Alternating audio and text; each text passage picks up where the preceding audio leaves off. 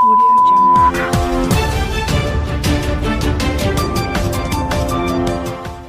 नमस्कार, ये रेडियो वर्षा है। अब आप पल्लव से वर्षा टाइम्स सुनिए।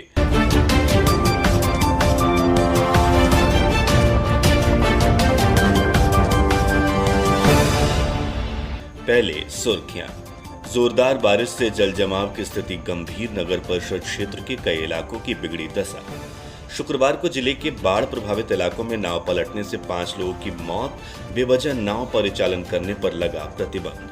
कम्युनिटी किचन में नहीं मिल रहा है वक्त से भोजन, 2 वक्त की जगह एक ही वक्त मिल रहा है खाना। और 58 और लोग मिले कोरोना पॉजिटिव, संक्रमितों की संख्या 1000 के पार। अब वर्षा टाइम्स विस्तार से। शुक्रवार को एक बार फिर जमकर हुई बारिश, करीब 2 घंटे तक जोरदार बारिश के बाद नगर परिषद क्षेत्र के कई मोहल्लों में जल जमाव की स्थिति गंभीर हो गई। इस बारिश ने नगर परिषद क्षेत्र के अलावा आसपास के कई इलाकों की दशा को बिगाड़ दिया है। महज 2 घंटे की बारिश के बाद पहले से पानी से घिरे इलाकों की हालत और खस्ता हो गई है। शहर के बिदबिरवा गांव को जोड़ने वाली सड़क के दोनों तरफ कई घरों तक बारिश का पानी पहुंच गया है। वहीं राजीव नगर में भी बारिश का पानी अब लोगों के घरों में प्रवेश कर रहा है। यहां सड़क पर घुटने से ऊपर तक पानी है। आने जाने में लोगों को काफी परेशानी हो रही है। बारिश के कारण नगर परिषद क्षेत्र की हालत और बदतर होती जा रही है। बस स्टैंड से लेकर जिला शिक्षा कार्यालय परिसर व सदर अस्पताल के इमरजेंसी वार्ड तक पानी भर गया है, जिसके कारण लोगों को काफी परेशानी का सामना करना पड़ रहा है। वैसे जुलाई माह में जिले में रिकॉर्ड बारिश हुई है, लेकिन शुक्रवार को हुई जोरदार बारिश ने जुलाई में भी बारिश के रिकॉर्ड को और आगे बढ़ा दिया है। जोरदार बारिश का अंदाजा इसी बात से लगाया जा सकता है कि इस बारिश के बाद सदर अस्पताल के इमरजेंसी वार्ड तक बारिश का पानी प्रवेश कर गया। इसके अलावा जिला शिक्षा कार्यालय परिसर में महज 1 घंटे की बारिश के बाद 2 फीट तक पानी भर गया। इसके अलावा शहर के जंगलिया मोहल्ले की सड़क पर भी बारिश का पानी भर जाने के कारण लोग 1 फीट पानी में उतरकर अपने घरों को पहुंचने पर विवश हुए। इसके अलावा शहर के तमाम बड़े बड़े नाले भरकर सड़क पर आ गए। शहर के कई मोहल्लों में जल जमाव के कारण लोगों का घरों से निकलना मुश्किल हो गया है। राजेंद्र नगर में भी जल जमाव की वजह से लोग परेशान हैं। शहरी इलाकों में नगर निकायों की ओर से ही बरसात पूर्व तैयारी की हवा इस बारिश ने निकाल दी है। बारिश के कारण जिला मुख्यालय की सड़कों पर तालाब सा नजारा देखने को मिल रहा है। शहर के बस स्टैंड, थाना रोड से रामनाथ शर्मा मार्ग तक, मंज स्टेडियम पथ, इंद्रपुरी मोहल्ला, अधिवक्ता नगर, राजेंद्र नगर, स्टेशन रोड, आर्य नगर, श्रीराम नगर आदि मोहल्लों में जल जमाव की स्थिति भयंकर है। लगातार बारिश होने के कारण सड़क पर जमा बारिश का पानी पूरे दिन नहीं निकल सका। ऐसे में लोगों को पैदल आने जाने में काफी कठिनाई का सामना करना पड़ा। शुक्रवार को जिले के बाढ़ प्रभावित इलाकों में अलग अलग जगह नाव पलटने से 5 लोगों की मौत को देखते हुए जिलाधिकारी अरशद अजीज ने बाढ़ प्रभावित इलाकों में बेवजह नाव परिचालन करने पर प्रतिबंध लगा दिया है। अब अति आवश्यक होने पर ही बाढ़ प्रभावित इलाकों में कोई नाव का परिचालन कर सकेगा। इस संबंध में जिलाधिकारी ने सभी प्रखंड विकास पदाधिकारी तथा सीओ को निर्देश जारी कर दिया है। इस निर्देश के अनुसार बेवजह नाव का परिचालन करने वालों पर कड़ी कार्रवाई की जाएगी। इस निर्देश को अमल करने में कोताही बरतने वाले वीडियो और सीओ पर भी कड़ी कार्रवाई होगी। सदर प्रखंड के बाढ़ प्रभावित रामनगर गांव के समीप गंडक नदी में नाव पलटने से 2 युवकों की पानी में डूबने से मौत हो गई। इस घटना के बाद मोहम्मदपुर थाना क्षेत्र के परसौनी मलाही गांव के समीप गंडक नदी में नाव पलटने से 3 लोग मर गए तथा नाव में सवार 2 लोग लापता हो गए। बाढ़ प्रभावित इलाके में एक के बाद एक नाव हादसे में 5 लोगों की मौत तथा 2 लोगों के लापता होने की घटना को देखते हुए जिलाधिकारी अरशद अजीज ने प्रभावित सदर प्रखंड, बरौली प्रखंड, माझा प्रखंड, सिद्धवलिया और बैकुंठपुर प्रखंड के बाढ़ प्रभावित इलाकों में बेवजह नाव परिचालन पर रोक लगा दिया है। डीएम ने सभी वीडियो व सीओ को पत्र जारी कर निर्देश दिया है कि अति आवश्यक होने पर ही बाढ़ प्रभावित इलाकों में नाव का परिचालन करने की छूट होगी। बेवजह नाव का परिचालन करने वालों पर कड़ी कार्रवाई करने का निर्देश देते हुए डीएम ने वीडियो और सीओ को इस आदेश को कड़ाई से पालन कराने को कहा है। उधर माझागढ़ के कम्युनिटी किचन में लोगों को समय से भोजन नहीं मिल रहा है। इसको लेकर लोगों ने नाराजगी जताई है। हमारे माझागढ़ संवाददाता सुदेश प्रसाद श्रीवास्तव ने जानकारी दी कि बाढ़ पीड़ितों को सुबह शाम की जगह एक ही बार भोजन मिल रहा है। रात में बिना भोजन किए लोगों को भूखा सोना पड़ रहा है। बाढ़ की तबाही ने ऐसी नौबत ला दी है कि एक टाइम ही भोजन करके बाढ़ पीड़ित सो रहे हैं। कम्युनिटी किचन में बाढ़ पीड़ितों को सुबह और शाम में भोजन कराने का प्रावधान किया गया है। एक आदमी पर एक समय भोजन के लिए 33 रुपये निर्धारित किया गया है। सुबह शाम एक आदमी के भोजन पर 66 रुपये खर्च किए जा रहे हैं। माझा पूर्वी पंचायत के बिरती टोला, लंगटूहाता सहित वार्ड 6, 7, 8, 3 वार्ड के करीब 1000 बाढ़ पीड़ितों को 4 दिन से एक टाइम ही भोजन मिल रहा है। इसकी जानकारी देते हुए माझा पूर्वी के मुखिया अशोक कुमार ने बताया कि कम्युनिटी किचन चलाया जा रहा है, लेकिन पैसे का भुगतान नहीं हो रहा है। सारे सामान और खाना बनाने वालों का भुगतान अपने पास से किया जा रहा है। बिल बनाकर देने के बाद बिल पास किया जाएगा। आज से 2 टाइम भोजन कराने की व्यवस्था शुरू की जा रही है। 4 दिन का बिल 1,32,000 का बना है तथा शुक्रवार से 66,000 का बिल बनेगा। उधर बाढ़ आने के एक सप्ताह बाद बाढ़ पीड़ितों को भोजन मुहैया हो सका। माझागढ़ प्रखंड की इमलिया और पुरैना में बाढ़ आने के एक सप्ताह बाद बाढ़ पीड़ितों को शुक्रवार से भोजन कराया जा रहा है। प्रखंड के कुइनी पंचायत अंतर्गत इमलिया गांव के वार्ड 12 के वार्ड सदस्य भागीरथी देवी के पति नागेंद्र ओझा ने बताया कि वार्ड में करीब 600 लोगों को शुक्रवार से भोजन कराया जाना शुरू हुआ।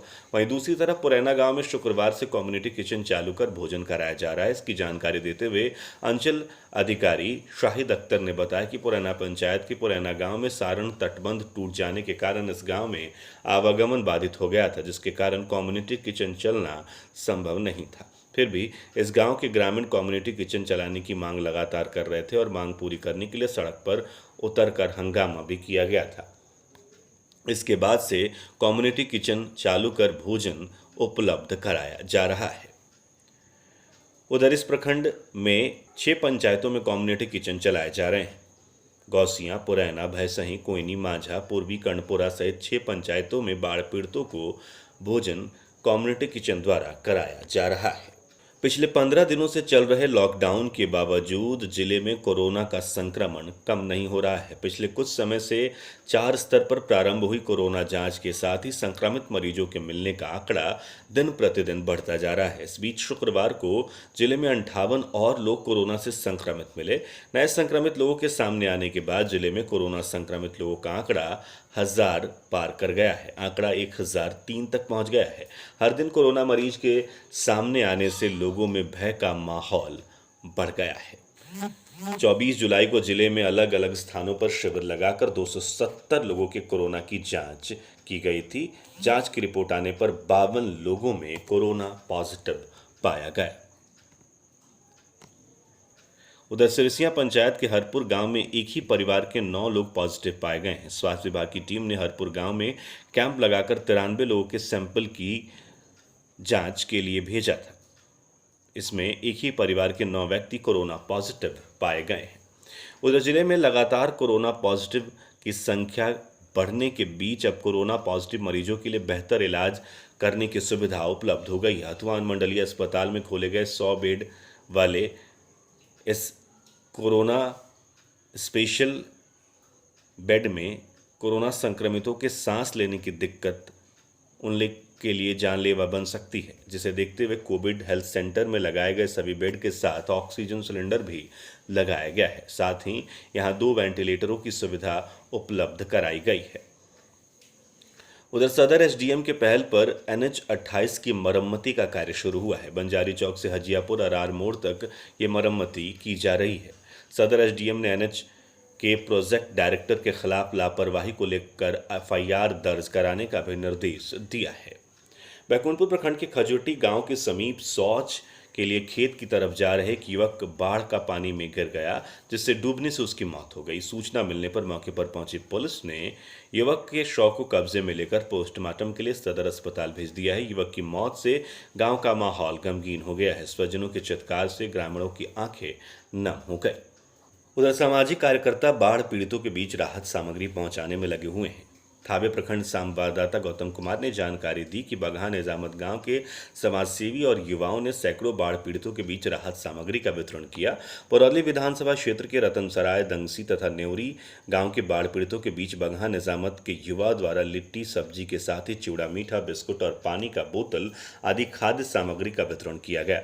वितरण के दौरान सामाजिक कार्यकर्ता परवेज आलम, अल्ताफ राजा, इंताफ, नियाज अहमद, कलाम, मिराज अहमद सहित कई लोग मौजूद रहे। उधर थावे प्रखंड में 8 घंटे से बिजली की आपूर्ति ठप रही है। बताया जाता है कि गोपालगंज ग्रेड से थावे फीडर और मीरगंज फीडर में आने वाली 33,000 हाई वोल्टेज तार के गोपालगंज रेलवे लाइन के पास गुरुवार की देर शाम ब्लास्ट हो जाने से 8 घंटे से बिजली की सप्लाई बाधित रही, जिससे थावे और मीरगंज फीडर से चलने वाली 11,000 के 9 फीडर बंद हो गए, जिससे दर्जनों गांव में बिजली गुल रही। उपभोक्ता रात भर अंधेरे में रहने पर विवश रहे। हजारों की संख्या में उपभोक्ता बिजली आपूर्ति ठप होने से भीषण गर्मी में परेशान रहे हैं।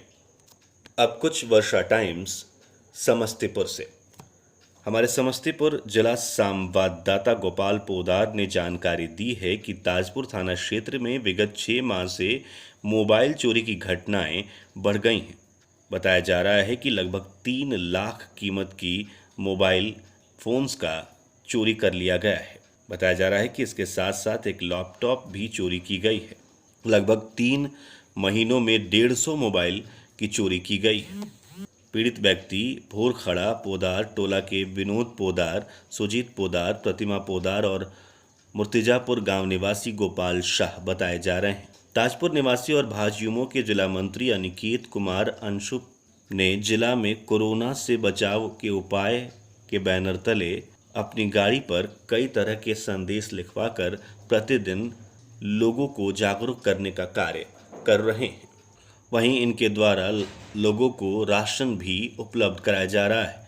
लगभग 7 लाख रुपए के राशन जरूरतमंद और पीड़ित परिवारों के बीच बांटा गया है।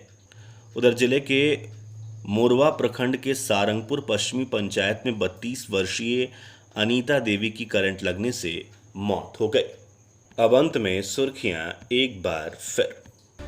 जोरदार बारिश से जलजमाव की स्थिति गंभीर, नगर परिषद क्षेत्र के कई इलाकों की बिगड़ी दशा। शुक्रवार को जिले के बाढ़ प्रभावित इलाकों में नाव पलटने से 5 लोगों की मौत। बेवजह नाव परिचालन करने पर लगा प्रतिबंध। कम्युनिटी किचन में नहीं मिल रहा है वक्त से भोजन, 2 वक्त की जगह एक ही वक्त मिल रहा है खाना। और 58 और लोग कोरोना पॉजिटिव, संक्रमितों की संख्या 1000 के पार। इसके साथ ही वर्षा टाइम्स का ये अंक समाप्त हुआ। नमस्कार।